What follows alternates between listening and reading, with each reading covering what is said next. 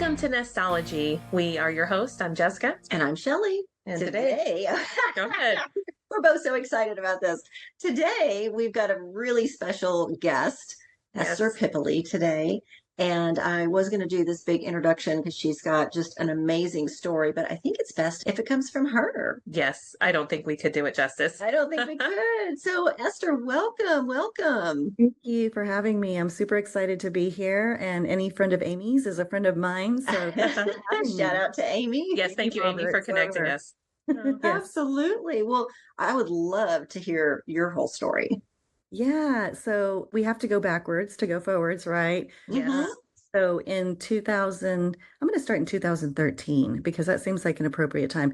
In 2013, my husband, who I was married to for 25 plus years, decided to go on a sailing trip with my son, our son, and came back in March of 2013 and said, you know what, I think I'm going to close down my law practice and I'm going to buy a boat and sail around the world because that's my dream. I've been working, and my husband was 20 years older than me. So I was 44 at the time, 45. He was, 65, 66. And so I thought, well, he's been working. Our kids have all kind of graduated from college. Our daughter was getting ready to graduate. Thought, why not? But I remember opening the bottle of wine and going, well, what am I going to do? Like, what does this mean? I have this big house. And he's like, well, why don't we sell the house so he can buy a boat and you can go wherever you want to. So I put some thought to it and I called my headhunter. I had a really great career in insurance and benefits. I was an account manager, and my headhunter said, hey, Esther, I've got this job opportunity. It's ironic you called me in downtown Denver. So here I am in San Antonio, and I'm thinking, I'm over the hot. I'm over the heat. I want to get out of here. So took an opportunity in Denver and went and interviewed, and it all kind of worked out magically. But at the same time, right as soon as I accepted the offer in July of that year, 2013, my dad called me. Literally, I'd inked the offer, scanned it, sent it to my recruiter, and going to do this big change. I was making a really big shift in my life. And my dad said, can you come get me? I don't feel good. I think I need to go to the hospital. So I drove to the house, and for the first time ever, my dad was super active. He was the president of AARP for the state of Texas, professor here in San Antonio for 45 plus years. He was just very active. But for him to ask for help, I thought, ooh, this is weird. So I pulled the case was in the front driveway. And I remember thinking, oh, you're going to the hospital, but you're taking a suitcase. So he kind of knew something was not right. So we drive to the hospital. He's telling me, don't speed, just keep your pace. We get in to the hospital. I called my brother and pull up to the emergency room. My brother opens the door. My dad gets out of the car, walks in, and never, ever walks again, by the way. Goes into the emergency room, and within 4 or 5 hours, we realize that he has a huge infection in his intestine called C. difficile, which is pretty prominent in elderly people and in children. So we go through the process of my dad getting intense antibiotics, and then they decide they have to do surgery. We're about July 4th at this point. So now we're in the hospital over the holidays. And if you've ever been in the hospital over the holidays, there's all good doctors, but most of the really good doctors are on vacation. Yes. So I was like, oh, we're really kind of getting kind of the A- team. But my dad ended up going into surgery. And before he popped his head, out, he said, hey, that durable power of attorney we talked about, I need your husband, my husband's a lawyer. I need Carl, to go and put that in place. I need to go have him file it with the court. And so my husband ran down to the courthouse, filed it, and my dad said, you're not making any bad decisions. We're on the right path. I don't want to be in any pain. And whatever happens, you keep your job. Don't not follow your dream. So it was really important before he went in and willed into surgery that he was thinking, like, Esther, you can do it all, right? So my dad goes in, and 3 weeks later, he was in ICU for 3 weeks.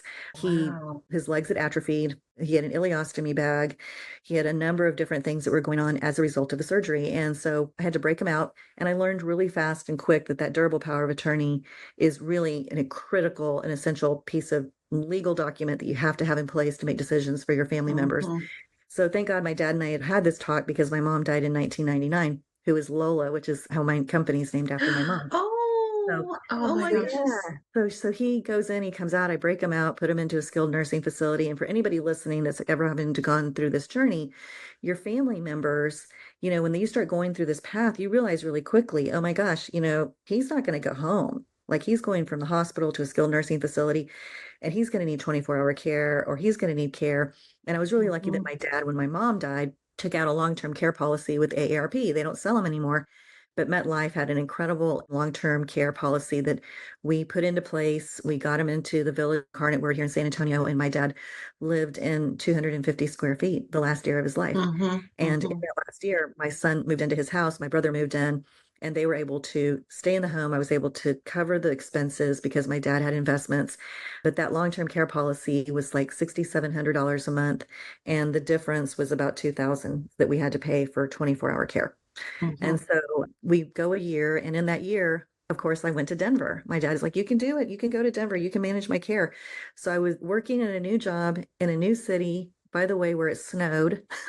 It's like Yes, which you're not used to from San Antonio. Yeah. So go to a totally new city. My daughter was there, not real happy to have to live with her mom, but lived in downtown Denver and was just kind of living the apartment life, condo life. And I was flying back and forth to San Antonio to take care of my dad.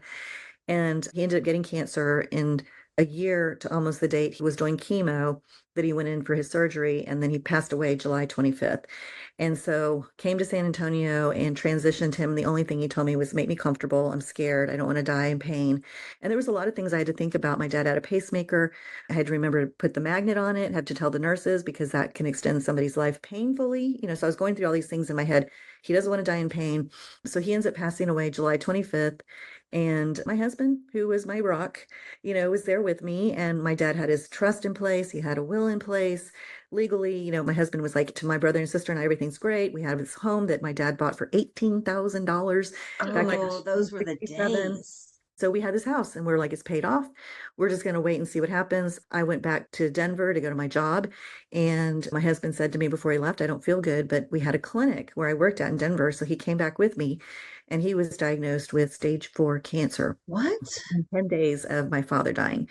So quickly flipped from managing my dad's estate as an executor. I was doing that, but then flipping to my husband, who was a lawyer here in San Antonio, trial lawyer, litigator, a full office. So he had an office space. We had our home.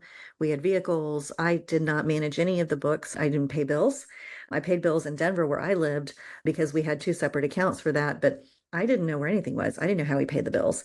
And we didn't have a joint account. We were very untraditional in the sense that we had one joint account. That was it. We put money through it. We needed to, shuffle money back and forth, but he did his, I did mine.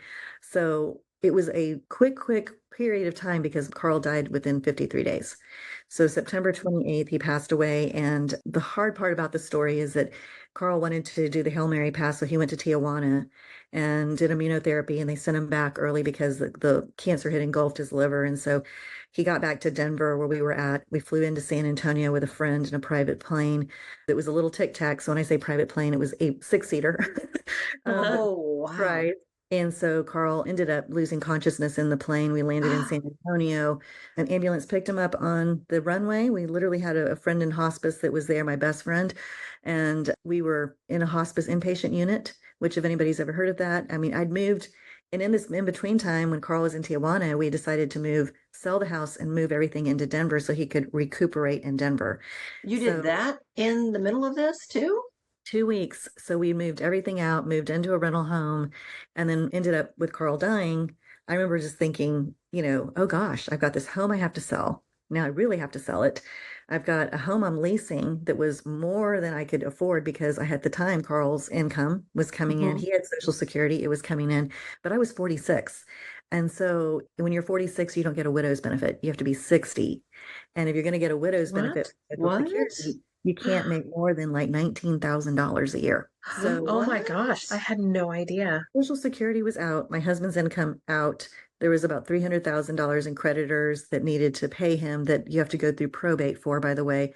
And if you're an executor listening, you have to be the credit person. You have to call up these people. It's your job to get the money. Nobody told me that. So I've been doing all that with my mother. So yes, a lot of this is ringing home, Yeah. So it's a lot of work, but we had this house that my dad had left me, and my brother and sister. And then we had my house that I had with my husband, and I needed to liquidate that because the mortgage, I never knew what the mortgage was. And so all of a sudden I'm looking at a mortgage payment, and then I'm looking at a rental payment in Denver and thinking numbers were just so skyrocketing for me. So I remember calling the realtor in San Antonio and saying, please drop the house by 20,000. let's get it sold. I cannot. And there was just like this number 20 in my head. Just drop it by 20. It's a big house. It should go. It's got a lot of love. We had a sport court. It was my kid's childhood home. And Oh, so it really, we're 10 years as we're talking right now since I've been a widow.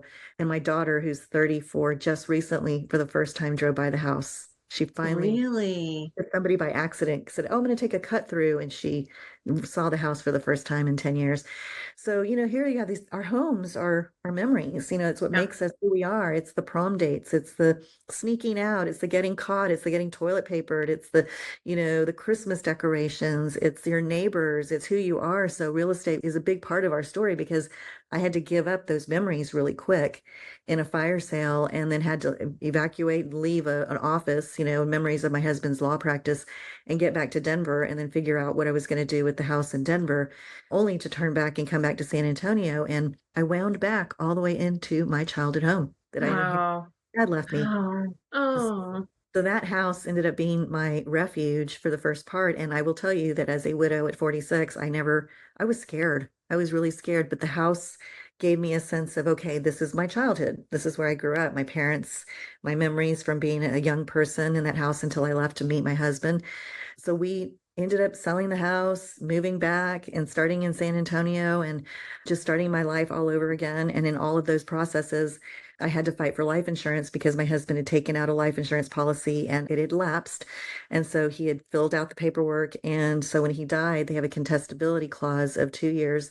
So they can deny your life insurance policy and refund the premiums to you if they think What? that you in any way had misrepresentation on the application.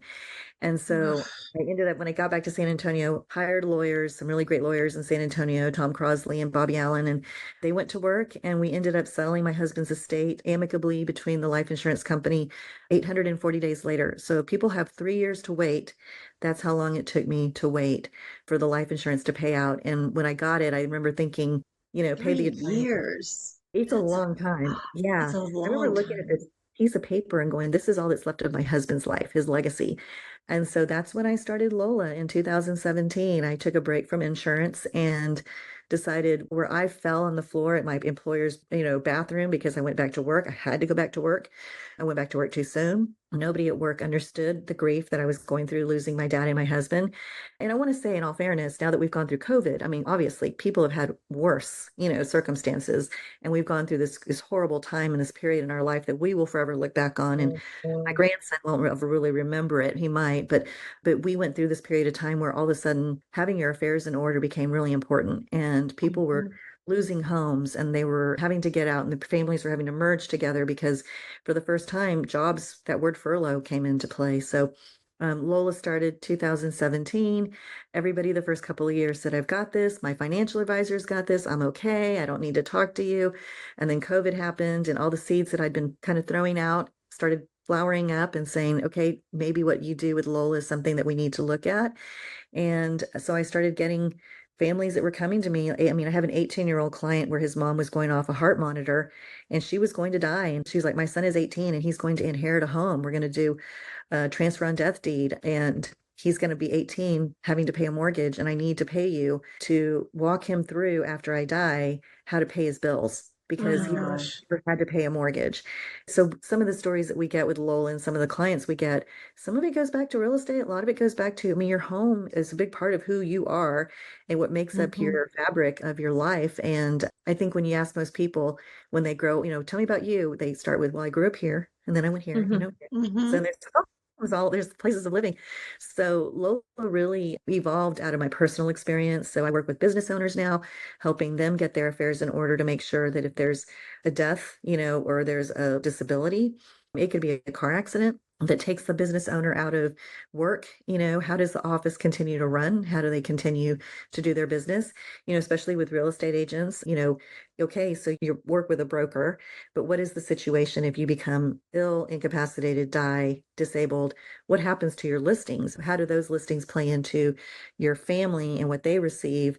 What does that look like? So talking with, individual independent people, and then families get stuck at the mortgage company. And that's where a lot of times families will find out, okay, now I have Medicaid's got a MERP.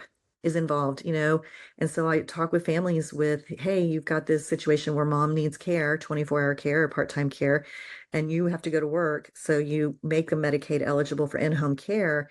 And then when mom passes away, MERP comes into play, and all of a sudden you have a I've claim never for heard that. MERP. MERP. It's Medicaid. It's the reimbursement of Medicaid when you receive services. So in-home Oh, services wow. or in-facility services, if you have a home and it's not protected, and I'm not a lawyer, so I work with a lot of great lawyers like Rosenblatt Law Firm and Sim Gilson and Schertz, but they will put a ladybird deed in place to help protect that asset. But there's a lot of things you need to talk to your lawyer about because the real estate, if you have it and you go into a Medicaid situation, it can be part of them coming out after that asset after you pass away. And there are some exemptions from MERP if there's an individual, like independent living child living in your home or a caregiver living in your home after you pass away. They won't necessarily come and get the funds out until you sell the house, but they're looking for the reimbursement of the Okay. funds that they have to pay for Medicaid. Okay. And I have a question. Can we back up just a moment? I know you Sure. mentioned Lola was your mother's name, right? But what does that Yes. stand for? Is loss of life advocates. So Wow. people will say, oh, so you advocate for loss. I'm like, no, I advocate for you during a Right. time of loss. Right. And I think it's one of those things where when I first started it, the branding company said, let's talk about, what do you want to name this? And at first it was My Beautiful Life because I kept thinking everybody has a beautiful life, I hope. How do we protect that? How do we protect that legacy? And then as we got further into it, I said, well, my mom never kind of felt like my mom never, she got the raw end of the stick. My dad was kind of the shiny star and she was always the supporting actress. And I thought, what about Lola? And the branding guy said, oh, loss of life advocates. So there's some people that look at Lola when I go out, I'll just say Lola and won't say loss of life advocates because people will get a little scared of like, oh, yeah, you're really going to talk about the hard stuff. And I do, I Hmm. will tell families like this is what's going to be hard. I will talk to them, especially either before or during or after a loss or a major life transition. If there's, what are the assets? What is your real estate? Do you know you have to pay if mom dies and somebody's living in the house? You don't get that exemption anymore if they were seniors. You're going to have to pay property taxes. You Hmm. need to file that paperwork. There are a lot of people that don't understand any of that and they think that the real estate is, theirs. They have to probate it. They have to go through this process. And I find out that more and more people are the sticky point of that is where they get stuck. So at Lola, we really kind of look at a lot of things at the same time when people come to us, depending on what their time of loss, like crisis is. It could be, I just got diagnosed with cancer. I'm working with a really kind lady from North Texas near Denton, and Okay. she lost her husband from a recent lung transplant. He actually got a lung that was not good.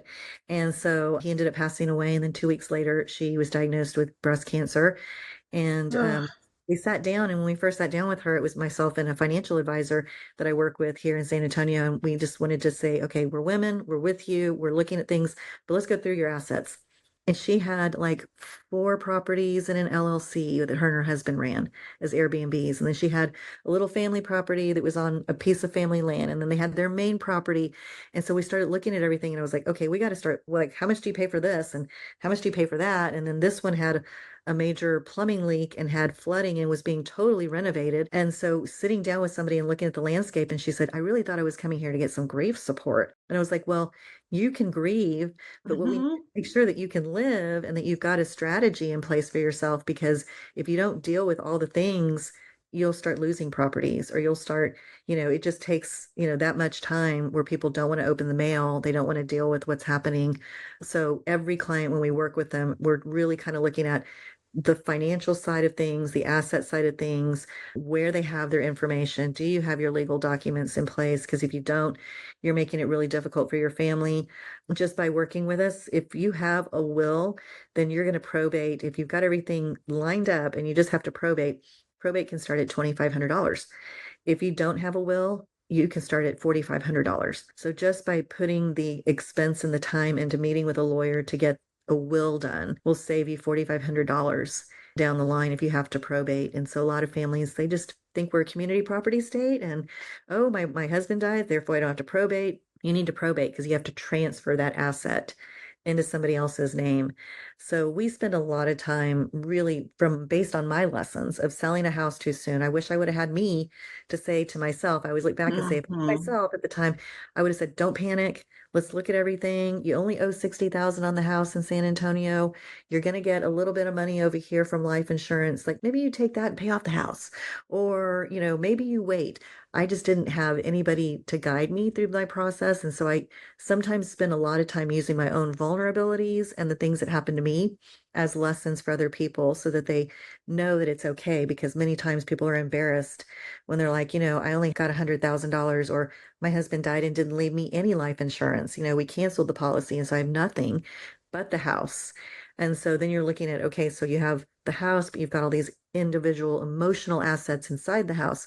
How do we help you liquidate that to get some money so that you can maybe pave your way to the next place? And then how do we help you sell the house so you can pay off what's owed on the mortgage? And maybe there's a little bit of equity in it. Do you go buy something or do you go and rent something for a little bit? Do you have a friend that you can live with? But all these things kind of come back to just really sitting down and listening to what people are going through at the time and trying to, I call it triaging, really triaging them and finding out who do you need to go to. And I spend an incredible amount of time just listening and then reaching out to professionals and referring to them. Because once I throw the ball to y'all, I'm like, hey, here's a mortgage person. She can answer your question about this. Here's a real estate person. She can answer your question about this. Oh, you want to take mom's Hmm. health age in place? Here's Amy. She's going to go into your home and go from the curb all the way in and through to Hmm. set up the house with bars. Or maybe you need in-home care. You're going to go with a provider that can come in and provide 4 hours a day for you for care because mom's dizzy. Those are the things that we kind of just sit down and walk through. And then if it's after a loss, then we're just working with families, trying to make sure that the mail isn't getting stolen, which is what happened to me. I had the Oh What? no. FBI called Your me after mail was stolen. my dad's mail was part of a 1,000 mailbox sting.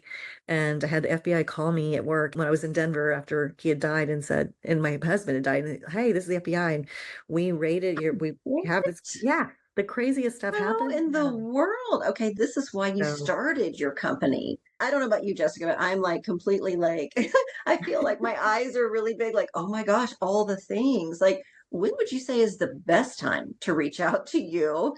I anytime. mean, I know people do, in crisis, obviously, and then you jump in and you're helping with that. But is there a good time? Like, I mean, when Yeah. would that be?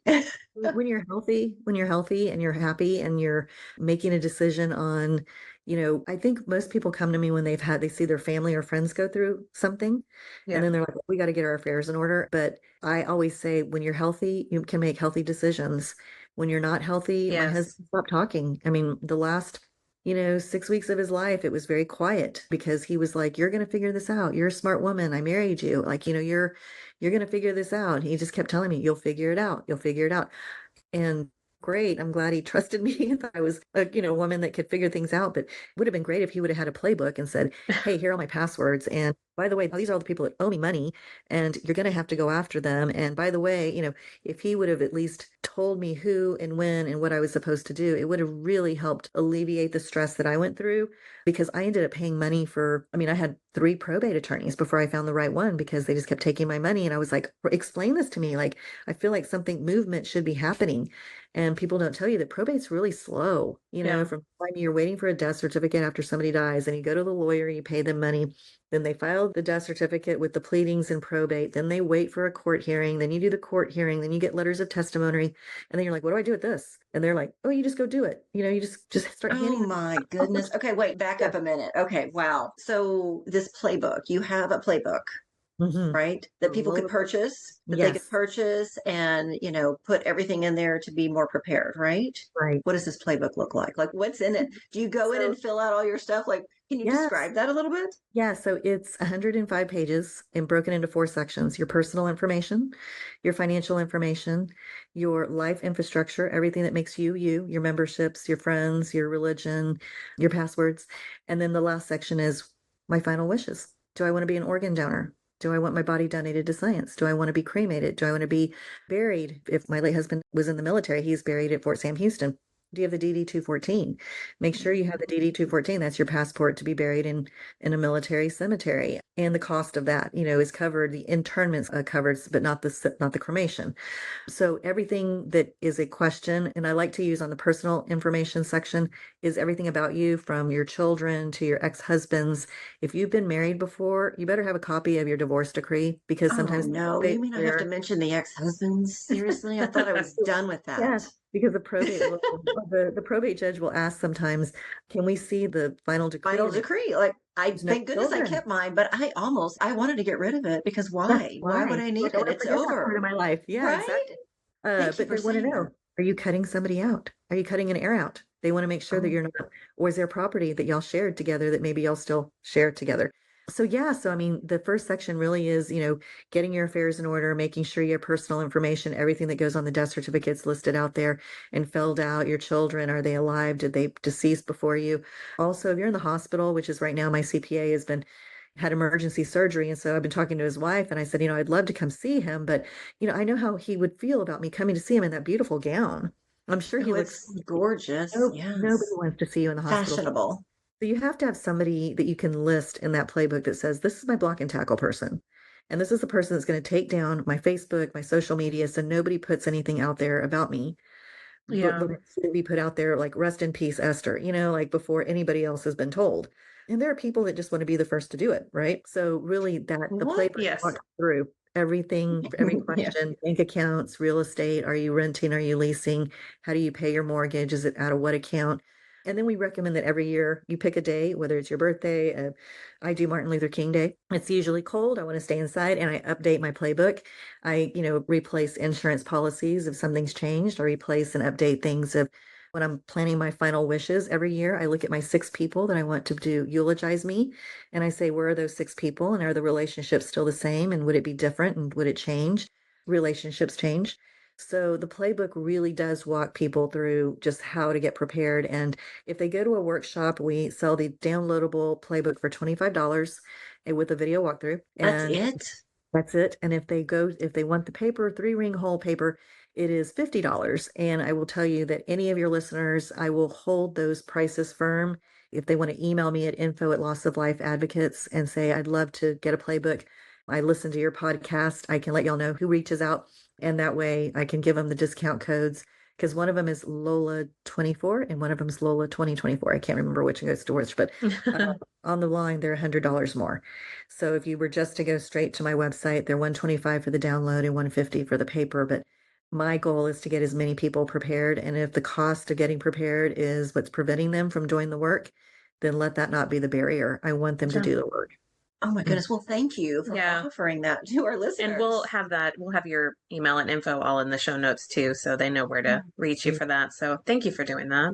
Yeah, but that's my story. I mean, I'm 10 years. I've been a widow, and Lola has been 8 years. We're 8 years old. And so just trying different things, trying to figure out how to help people and widows, and widowers that come to me and say, I'm sad and I don't know how to get through this. So I am certified in the grief recovery method. So I'm able to talk to people and walk them through timelining and helping them just feel a little bit better. It's a process, and everybody's going to handle it differently, but Lola was definitely a passion project. And I wish my mom was here, because I would just tell her, Mom, you're finally getting the notoriety you deserve. Oh, Oh, The knowledge is power. The more you oh, know, the more power you have, and the more power in these emotional situations that drive you when there's a crisis or a major diagnosis, whether it's cancer or a stroke or a heart attack, and all the family sitting in a hospital. Everything ties back, right? It all ties back to mhm. your home. And I'm just, that's something that I talk with people about all the time, is hold on to your memories and make memories. And if something is upsetting you, let it go as quick as you can, because it's not worth the time. You cannot get those minutes back. No, you absolutely can't. And I'm looking at, all of your experience, and I noticed on here, they're virtual dementia certified trainer. What does that mean? Yeah. I just personally, my mom has Alzheimer's, so I'm dealing with that. I'm like, what exactly does that mean? So I am certified and trained to walk families through the simulation of what dementia feels like. And Second Wind Dreams is a nonprofit that I went to their training program in Denver, Colorado a couple of years ago because I had more families coming to me saying, my mom's got dementia. I don't know how to talk to her. There's all Mm. these things going on, and there's a lot of care groups out there that work with families and loved ones and partners. But being able to sit with somebody and say, okay, we're going to simulate how they hear, what they see, what neuropathy feels like, how their hands feel thick. They cannot grasp things. They think they're Oh, reaching for something. So the neuropathy really, when people put the inserts in their shoes, they put these big gloves on, and we give them 8 tasks to do in 6 or 7 minutes. And we put them in a room. And so the glasses that they have simulate glaucoma, and the hearing is how they hear. So all of a sudden, a family goes from, wow, now that I know how they feel, when I go to a restaurant, I need to make sure that the waitress isn't talking from behind them because Oh, wow. they can't focus. There's so much noise going on and static. So it really does simulate that. So that the virtual dementia tour really does kind of work with us. So we work with families that are and professionals, even like, airline companies. Like, I went through, and I used Denver as a good example because they just did a beautiful renovation through their huge airport. They put the sparkly flooring, and I was like, wow, if you're walking with somebody with dementia, I mean, that sparkly flooring hurts their eyes. And then if you oh, have wow. you're moving constant gates, right? There's gait changes and you have dementia. Imagine that person that's the caregiver having to not only focus on getting themselves from A to gate this, but they're having to get somebody with dementia who you don't want to make sudden moves with. You don't want to. So we work with a lot of businesses to get them the understanding of what it feels like to work with these type of families. And then we work with hospitals, nursing facilities, and home health and hospice companies to give them the simulation as employees so that they know what they're dealing with and how to talk to these family members and the loved ones that have dementia. And it's a real big game changer. I would say if you're in your neck of the woods, look up Second Wind Dreams, and there's probably a certified trainer in your area that will do a workshop for you. We do community workshops for free, and sometimes we'll tack on like a LOLA workshop along with that. So people can go through the simulation at the same time as they're going through a workshop. So it really is a big game changer for families. Oh, I definitely will because, yeah, I mean, I'm struggling with all the things. I don't know what I'm doing, and it's, when you have a loved one that my mom was my best friend forever, right? And now I can't even have a conversation. It's a challenge. So it's like, how do you navigate this? How do you just go to Yeah. lunch and feel like it's not normal Right. anymore? So you're grieving her, right? And that's a big Oh, part of yes. the grief process of your grieving. It's like a wave, right? Like a page, like a book, a page is being torn out every day because they don't remember. There's this really cool company called Artifacts, Artfcts. Look them up. They're based out of Austin. Shout out to Ellen Goodwin because she's one of my favorite people. Her and one of her partners put together this wonderful organization. You can digitize memories. So Oh, when guys are really? going through, let's say they have a loss or they've got somebody that's got dementia, when you start having to pack up the house, you can Hmm. take a picture of something, and it's like a Facebook. You take a picture and you ask your mom, what's the memory behind this? And then she tells the story, and you can either type it up or you can have her videoed and audioed. And Oh, so, and you wow. tag people in it. So let's use a tennis racket. So there was this tennis racket that a client of ours was in the house, the broken tennis racket strings. And, my friend asked her dad, why is this tennis racket? Like, what's the story behind this? And he said, oh, I used to chase your mom around with it. It was like cat and mouse. It was a cat and mouse game.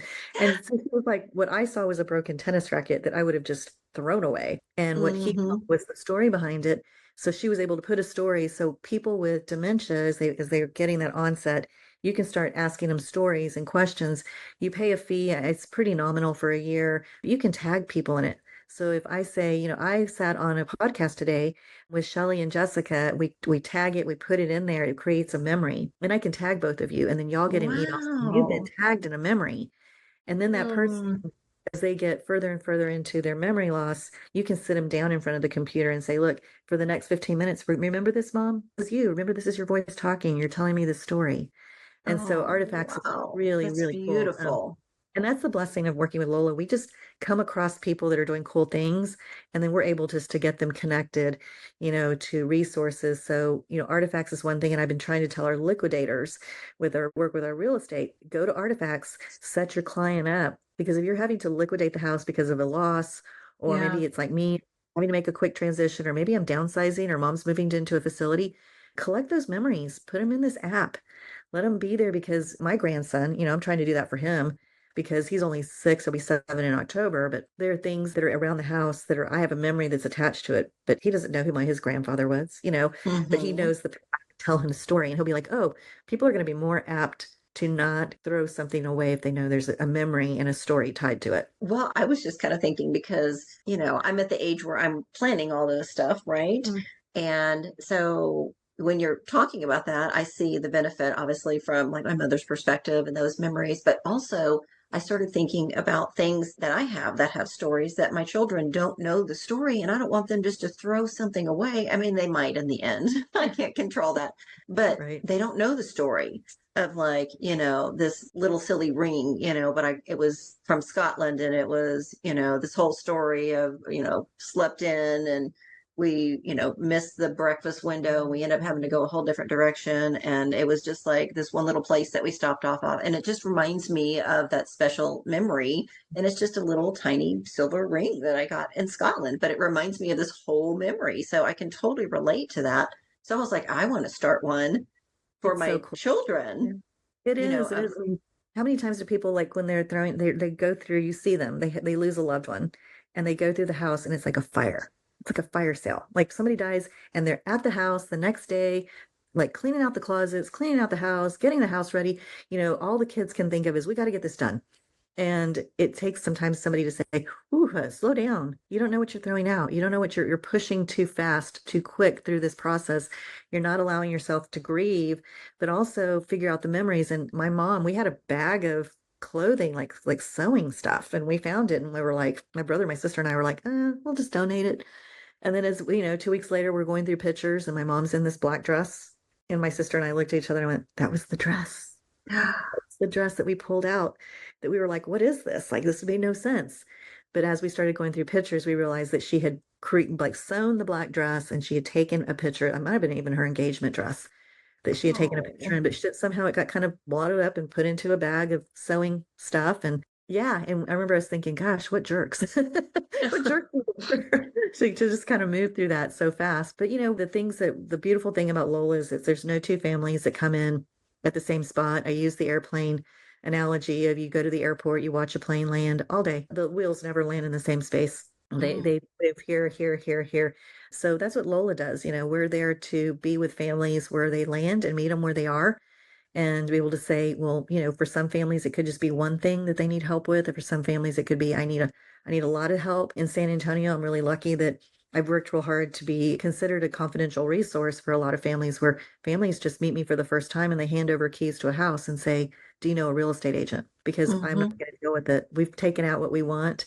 We don't want anything else. And so then I'm handing it over to a trusted partner that works with me and saying, hey, can you work with them? And so making the introduction. And then once I make the introduction, I'm pretty much out of it until the real estate agent calls me back and says, hey, we sold the house, or we ended up going an investment route, or like a liquidator in there. So we're trying to figure, out to do stuff with this.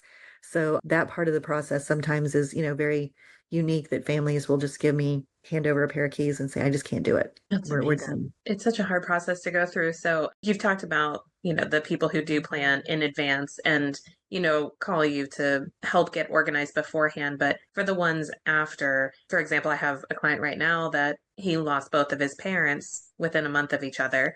Similar to what you went through. I mean, you have one thing on top of another, but trying to figure it all out. And there wasn't any advance notice. These were kind of surprises. There wasn't a lot of time to prepare, but he is just so overwhelmed. He's got a full-time business that he runs. He's got kids, little kids, and he's trying to do probate and do all the things. He said his head is just spinning and, all the things needed from everyone. He can't even pay the mortgage because the mortgage company wants all these papers. I went to his house to help him look for a deed of trust the other day, and his dining room table is covered in papers. We're sorting through. And then he finally gets them everything. And he just got a letter this week that they sold his mortgage to another company and he's going to have to start over. So Oh my God. he's like, what Yeah, do I do? I don't even know where to go. There's so much. It's a full-time job. So it is. this is where you can help to point them in that direction of Absolutely. what to do or help them actually. Are there people who can help them through those Yeah. things? Yes, we love to help families when they're in those situations, guide them to, whether we can help them or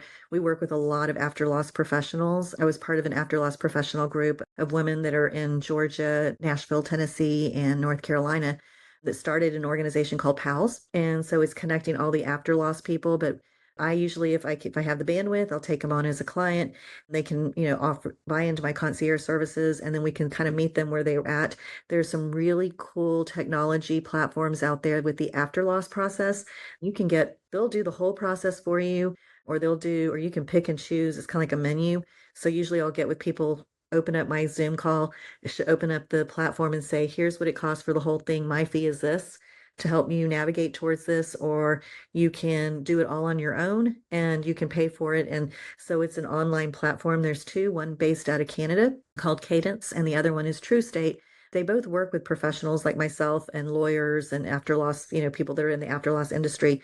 But families can certainly, we can guide them in there and say, do you need my help? Or, but they will do everything from get the EIN number for you. There's a fee for everything and pick and choose. But yeah, when it gets to be complicated, we try to look for the resources that we can use to make it a little smoother. Sometimes it's just a matter of knowing where to locate the information is 99% of it. That's Yes. what the playbook, because if you have a playbook ahead of time and you're able to look through it, you're able to say, okay, I've got at least 90% of this. Knowing where to find stuff that's the Yeah. challenge for families. Yeah. I mean, just the deed of trust alone, helping him through that piece, because, tracking down this one piece of paper. And when I was going through all the papers that he had, the title company that had closed the refi that his parents had, they did not give him a signed copy, and it wasn't a complete set. They had made copies that morning beforehand. Unfortunately, title companies are doing that now. So then we had to track down the title company to get the signed ones, and all of this for just one of so many pieces of paper. And all the phone calls that I know every time he's driving back and forth to his parents' property, he's like, well, I'm going to make these phone calls today while I'm driving. And it's Yeah. just so much. The full-time job. I will say that one of the unique circumstances I had, and maybe y'all know about this, but the reverse mortgages. So we had a client, actually, her grandmother had taken out a reverse mortgage. Her mother was living with her grandmother. Grandma died like in July, and then they're calling me like in November. They're like, Oh, hey, we've got this letter in the mail. We're not really sure what this means. And I'm like, oh, yeah, that means you have 6 months from the time she died to contact them and come up with mhm. the amount due. It's a balloon, basically. So ended up having to get a real estate agent involved who knew enough about that to be able to walk them through. The granddaughter, because she was the one that was she was a banker. So she was the one that was like kind of landed on her plate to ask for an appeal with the reverse mortgage company for another 60 days. I think they gave her an additional 60 days. And so they were able to sell the property. She had to, sell it to pay off what they owed. And then there was a very little bit that was left for mom to move into her own place. But then mom had a dog. And I remember walking in the house and the dog was barking like, ruff, ruff, ruff, ruff, like just over. And, when you're not used to that, you're like, oh my God, dog. And so, and the mom was like, just kind of like, da, da, da, da, like she was like, she didn't even hear it. Like, it's like, I remember the hard part was finding mom a place to live because of the dog, because they knew the Yeah. dog barking, that moving into an apartment she was going to just be a matter of time before she got evicted, or they told her to take the dog, somewhere else. So the daughter was like, she can't come live with me. She can't go live with my sister. She can't go live with my brother. She was living with my mom because she lived with my mom. But, I walked in the house with the liquidator and the front room was full of wrapping paper, like never open wrapping paper. And I was like, oh, okay. So What? liquidator, okay, I guess I'd have to sell that. Interesting. So yeah, and in liquidation companies, they take 40%. Mhm. So you're navigating all of this at the same time. But the reverse mortgage one was kind of one of those unique situations where the daughter, being a banker, she was like, I never understood what you did, but what you did was get us connected really quick to people that could help us. Because when I looked at it, I was like, you don't have any time. If had you called me in August and said my grandmother died, what's this? What do we have to do? I would have at least gotten you to a real estate agent sooner. So Right. That's what they don't understand with the reverse mortgages is that you do need to notify the servicer, but you do have, just FYI, because this is what I do for a living, you do have up to a year. You have oh, 6 months that's to good. notify the servicer. And then as long as you're making some kind of progress, at least show a listing agreement or something along those lines, you have another 6 months. Oh, that's So you awesome. really do have a full 12 months as long as you're communicating with them. Yes. And I think that was the problem, that nobody wants to communicate. Nobody wants to Yeah. communicate. Well, then also they won't talk to you unless you send over the power of attorney. I mean, there are steps involved. Yes. And It's if you don't, hard. you have to pay the attorney to get the letter of testamentary, right? So it's like money. It's hard because, I mean, there's so much grief, and unfortunately, there's so much that you have to do, and you have time limits to get a lot of this stuff started. You can't put your head in the sand. I mean, you want to curl up in bed and not do anything, but you can't do that, unfortunately. But it's hard to Absolutely. deal with the grief and then a full-time job of figuring out the estate. Oh And my then you goodness, have what? children. You have to make sure, your family, your kids, you're trying to Hmm. manage their grief through the whole process too. So for me, I had adult children. So I looked at them and they may as well have been little. They Yeah. suffered two huge losses back to back. So we are certainly here to help any families that need assistance. I have a team of 10 different LOLA advocates that are certified. They went through training with me. They're 1099 employees. So whenever I'm maxed out, I can refer them to them and they can help do what I do. And they're all trained. That people ask me, how do you duplicate yourself? And I'm like, you train people. You train people You to do. You train duplicate. people. Exactly. You've got a team of experts. Yes. Oh my gosh. Yeah. I literally could just talk to you all day long. This is so good. And I'm definitely getting to get that playbook. Yes. I'm going to sit down and pick a day every year that I'm going to work on that. Been telling my kids, like, here's where my stuff is. Look here, here, and here, but it's like, oh my gosh, to have a playbook, everything, and then to update it Right. annually, I think is key because, yeah, things definitely change over From time. one year to the Change your next. passwords. Change. Yes. Oh, passwords Every week. way too often. Oh my goodness. I know. Yes. Oh, How many times do we get what's the Netflix password? Like, right. So Change many. I that. know. And they tell you, don't write them down. Like, how can you not write them down? Like, Yeah. And the older you get, I'm 55 and my eyes are already like, trying to. oh, let me tell you. Yes, me too. Me too. Oh my goodness. Well, thank you so much. We really appreciate this. And I'm so glad. I wish I had known you sooner because I've had so many clients who could have used you, but at least I have met you now and can share Absolutely. you and your services with everybody. So, Well, thank you and for we'll having have, yes, we'll have information on how people can reach you and, your website and everything. We'll link all that and your email address so they can reach out to you for the discount on the playbook. So, well, Absolutely. Well, thank you Fabulous. so much, ladies. It's been a pleasure meeting you. And like I said at the beginning, any friend of Amy's is a friend of mine. So She's oh, fabulous. I'm going to thank her too. So yes. thank you, Esther. Thank you so much. Well, and thank all of our listeners for joining us. I hope you guys have a great day. And thank you for joining us on Nestology, where we help you make the best of your nest.